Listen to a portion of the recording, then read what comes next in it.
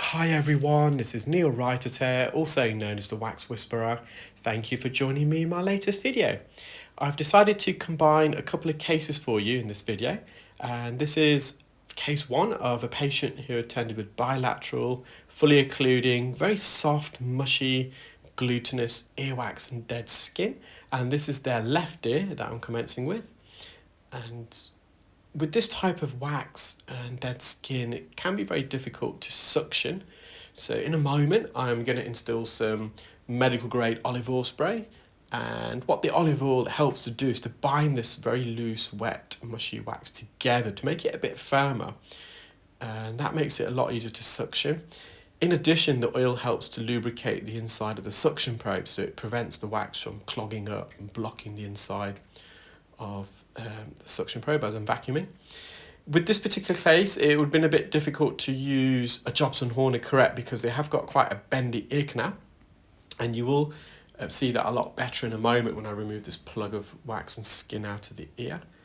And because the plug extends all the way to the patient's eardrum, and I'm always a bit more cautious of using manual instruments such as ear hooks and forceps and corrects when we enter the bony part of the ear canal. So the inner 2/3 of the ear canals, it's made up of bone, and it's just a very thin layer of skin that's lining that bone, which makes it very sensitive if you do make contact with it.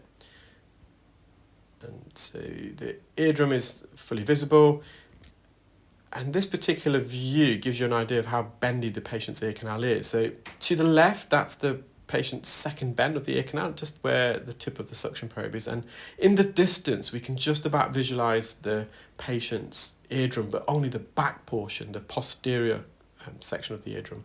The front part of the eardrum was obscured by that bendy second corner of the ear canal. And this is the same patient. This is of their right ear. The entrance of this ear is a lot more narrower than their left ear, and I'm just using the endoscope to retract the ear open, which then allows me to go in with the suction probe. So the diameter of the suction probe, to say it gives you some perspective, is 2.1 millimeters or thereabouts. So that's the outer diameter, and the inner diameter is around 1.7 millimeters. So the wall of the thickness of the wall of the suction probe is about 0.2 millimeters all the way around, and you can see it just about fits into the patient's ear. So the average ear canal width is around, I would say, 6 to 8 millimeters, and the height around 8 millimeters to 1 centimeter. But in this particular patient, the entrance of the ear canal, at least, it's more or less the same diameter as the suction probe, so about around 2 or 3 millimeters in thickness.